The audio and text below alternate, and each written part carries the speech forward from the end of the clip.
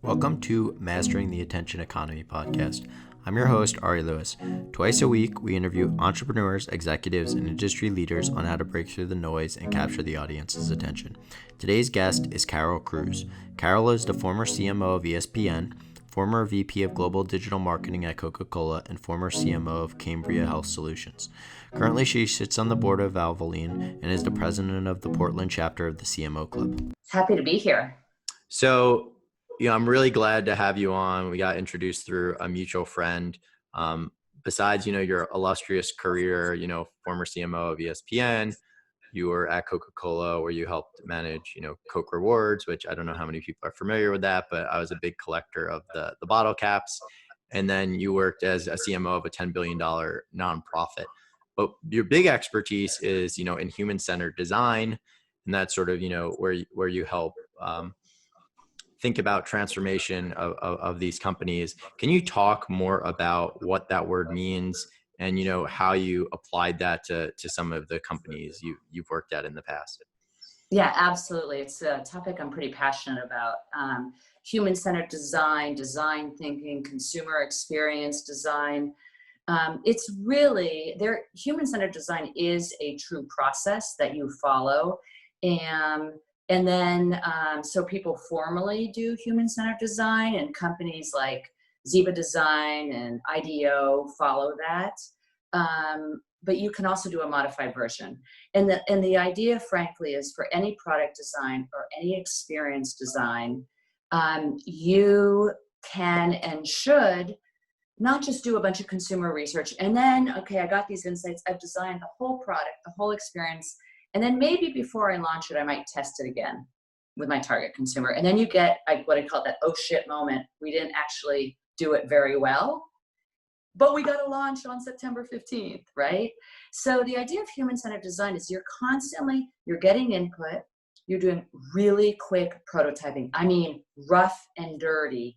You could sit and mock up, you could hand mock up a mobile page and ask people on a piece of paper to touch what they think they would do, right? You can act it out. You could do a short little video. I mean, it really doesn't matter.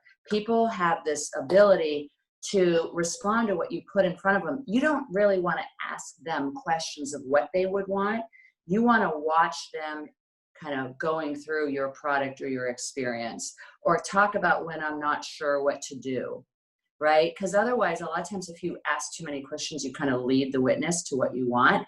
And instead, it's just listening to people and what they want, and not take your bias and throw it away. Because of course we wouldn't put that content up there, right? Or of course we would not let people not have to go live to the doctor, right?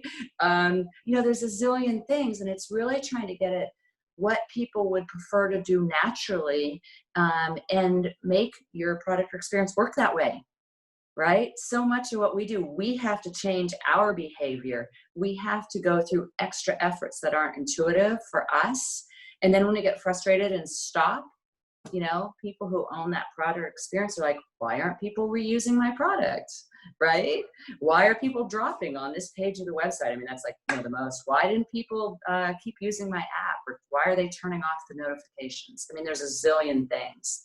And so this isn't new at all, but it has a name. And I think when you name it, whether it's CX or HCD, or you go through a process, I think it helps your colleagues around the company understand that this is a process, not a one and done.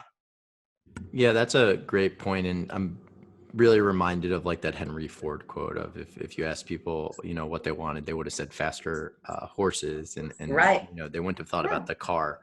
And, can you talk about, so you came into ESPN at an interesting point in 2010, social was just sort of, accelerating and getting big. Can you talk about two things? One, sort of what were some of the changes you made coming into ESPN with, sort of the mindset that you had, but two, how social had a big impact on that sort of transformation and those changes?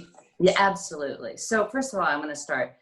I was so fortunate because ESPN is one of the most consumer-focused companies, actually the most I've ever worked for.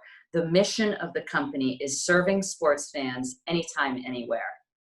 And I mean, serving is a powerful word. It's not like we're going to target sports fans. It's serving. And by using that word serving, it means we're going to do what they want, right? It's what the sports fan wants.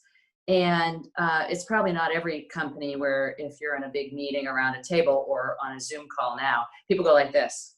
They use a timeout sign, timeout. How do we best serve sports fans anytime, anywhere? I mean, that guides so much there. And I love the little timeout. I realized, I got back, then I went to healthcare. I'm like this. They're like, what's with the timeout sign? I'm like, ESPN. But it was grounding, right, for the company.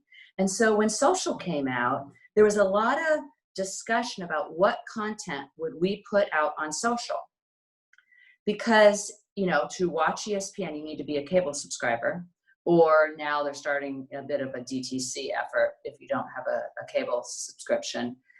And so anyone could go to the website, anyone could use the apps, but some of those awesome highlights that you want to see, some of the great conversations, whether you like or don't like, Stephen A. Smith, whatever, you kind of had to be behind that wall of a cable subscriber. And I was in a meeting and I still remember the CEO is like, don't you understand? We have to serve sports fans. And so I said, then we put that content out on social for everyone to see, whether they're a subscriber or not. And he's like, absolutely, that's it. Well, that's different. And some people aren't thrilled because, they want a time shift and they've recorded the game. And, all of a sudden, like they have the mobile app and they get their little da-da-da, da-da-da warning. And they're like, I don't want to see that highlight, right? Or, they get their social feed and they're seeing these highlights. I'm like, I don't want to say, like, you have to kind of stay in that cone of silence, right? And avoid everything if you're going to time shift and watch a game. So some people loved it because it's what they wanted. So that's what we did. And then other people didn't love it because it kind of ruined the pureness of watching a game or a match, end to end in a linear way. So you talked about sort of that audience and working for, different types of audiences. Do you see ESPN, adapting well to this new environment? And I know you began to introduce it with social, where I feel like there's like this almost unbundling of ESPN in that, right? You talked about digital and like not as many people are relying on linear television anymore, right? I know a lot of people are cutting their cable subscriptions. Can you talk about how, you all adjusted to that? I know digital was just starting out, but two, can you comment on sort of like what ESPN is doing now? I'm sure you still follow the company and some of the things that it's done well on that front, but maybe if you were there, some of the things you would have done differently. Well, I'll tell you, ESPN has always been kind of on the leading edge of mobile and digital. Even back to the day of when we had those MVNOs and there was the ESPN phone. Okay, that didn't really make sense, but the company was so far ahead on mobile and really strong digital. Because again, you got to reach people where they are. I think the company has done a really good job of also more broadly defining sports. Now, I'm not there now, so this is Carol Kruse's opinion. Not my job capacity as the former CMO, right? Like Drone Racing League. I don't know if you've ever seen it, but DRL is, amazing. It's so much fun to watch these incredible drone drivers competing. Well, ESPN put that on. This was before COVID, right? I confess, I caught myself watching about 40 minutes of cornhole competition when there was no live sports. Desperate. And ESPN laughs at itself with the Ocho and stuff, sports as, however you define it. But eSports is huge, right? And I know on Twitter, some people are asking about eSports and ESPN. Well, eSports, people are like, that's just gaming. I'm like, it's a competition. I think eSports is a competition. If you're not even aware of the prize pool, they're crazy high. My son is a gamer, so I'm pretty familiar with it. And he wanted to go to the Dota World Championship. It was in Seattle. The tickets for the entire huge football stadium, sold out in 90 seconds to go to a stadium to watch other people game live. So you know what? It's all how you define sports. And so what I think ESPN historically has done really well is not decided what ESPN believes sport is, but understanding what people who love sports and how we define that is what they might put on, right? Now, there's a lot of money and sports rights and everything else. And, you know, ESPN can't just say, I want to cover that. You know, there's always bidding for any kind of content beyond, say, like what's on SportsCenter. But I think that's going to be the win. That would be human-centered design and design thinking. What do people consider sports themselves and would love the excellent coverage that ESPN provides? So that brings an interesting point, you know, talking about this human-centered design aspect, but also talking about the sports rights. You know, do you see, right? I think one of ESPN's big thing was that, you know, they own the NFL rights, a good part of them. Just Monday Night Football? Just I didn't mean to say that. No, I want to be clear. No Sunday games. Yeah. Just Monday Night Football. But yeah. I think a lot of, let me rephrase that. They own a lot of like the highlight rights I should have said it that way. Do you see that sort of those exclusive TV rights and sports rights continuing to play a big part? And like with the eSports rise as well, you know, do you think that ESPN is going to have to continue to bid on those and own those rights, whether it's live rights or these highlight rights? Or do you think, you know, that they can differentiate themselves in other ways that aren't, you know, owning those rights?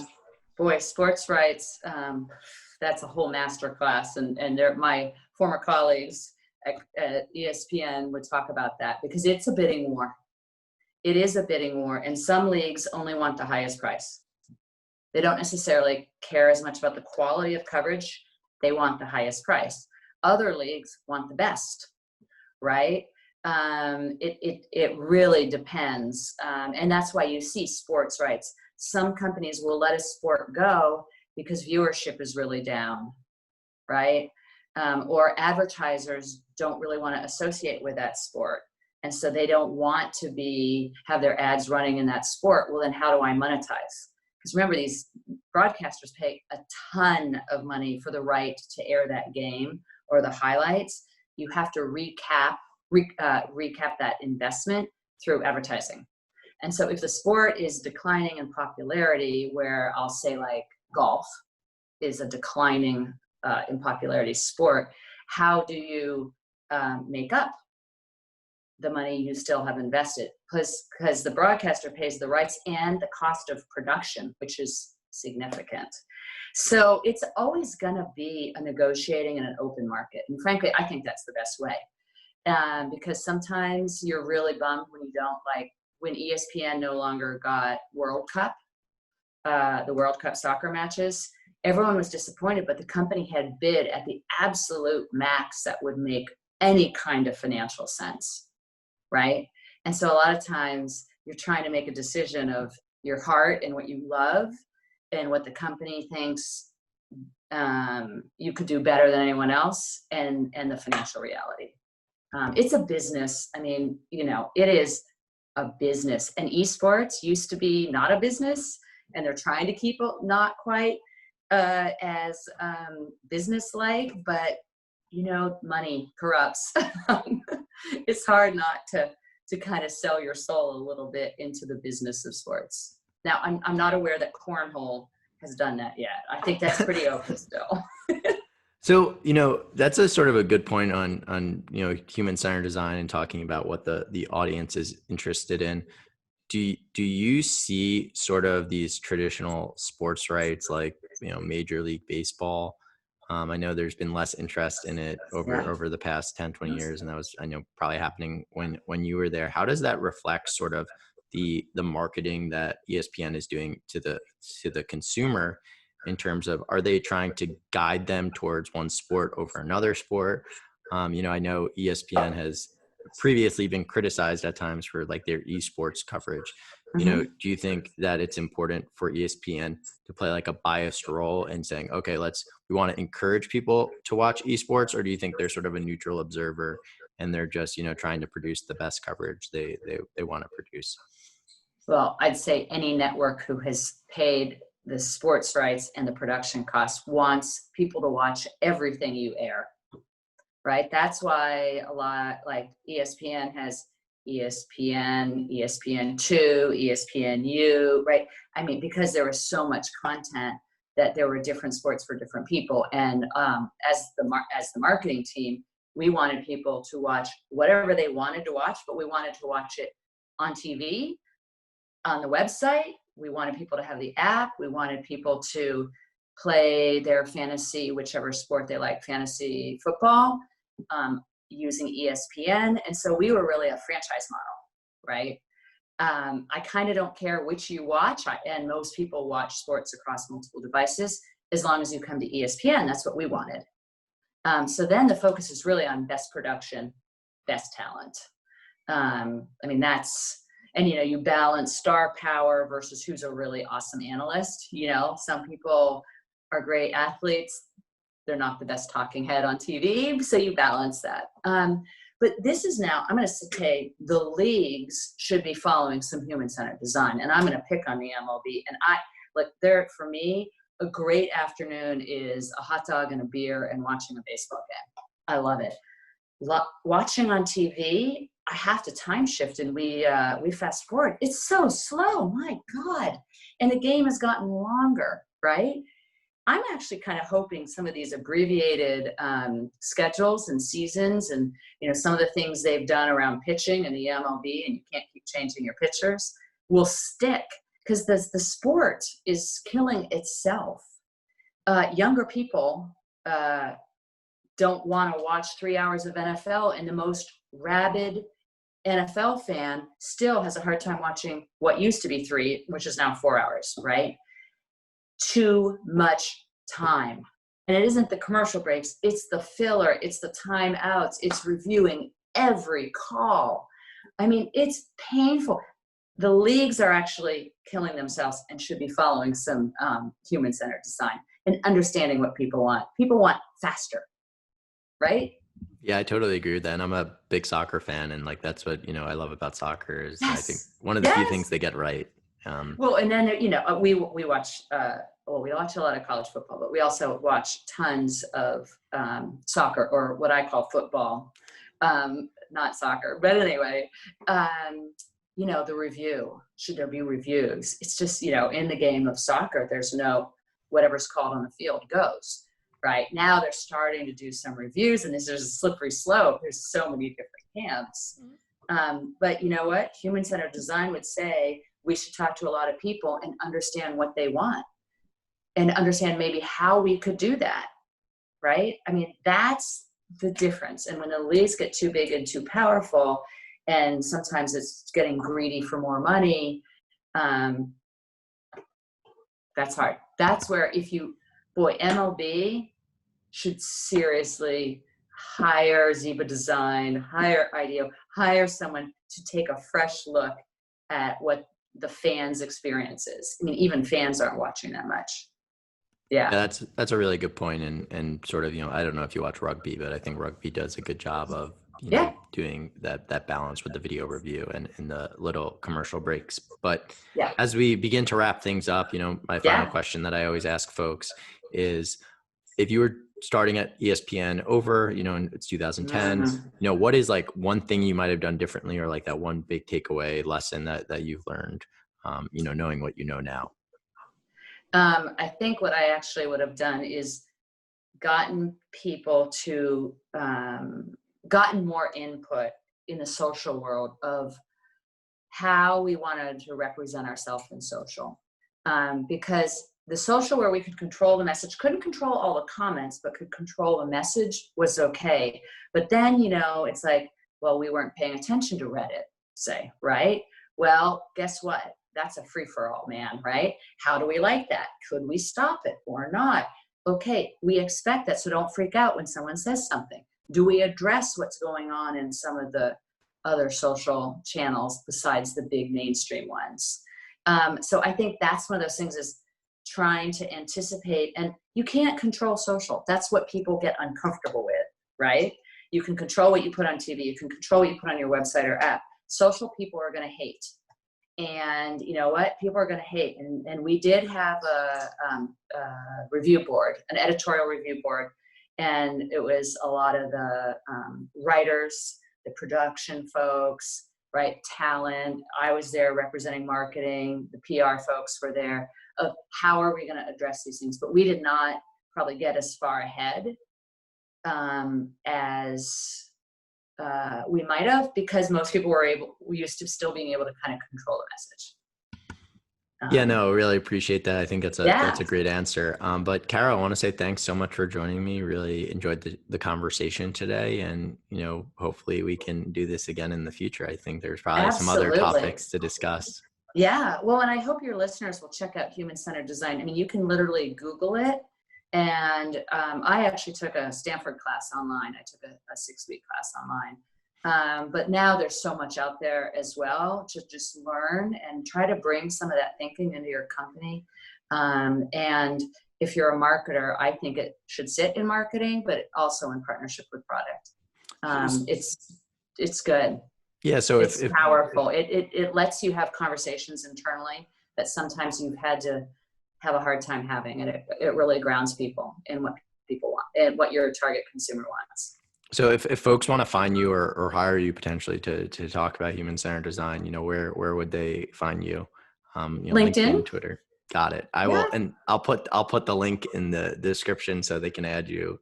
And, yeah, don't do my Twitter, because my Twitter is still, I do have one that was much more healthcare oriented. I also have my ESPN one, but I don't tweet a lot. I follow a lot. So they should probably reach out to me much more on LinkedIn. Twitter, when you're a marketer or you have people know you, I had to be so careful of everything I said because of the companies I worked at. I just was like, oh, forget it. Not my platform to speak, but I love following and commenting. But yeah, so LinkedIn's awesome. Great. Well, thanks again. And until next time, everyone. Absolutely. Thanks. Sorry for the time.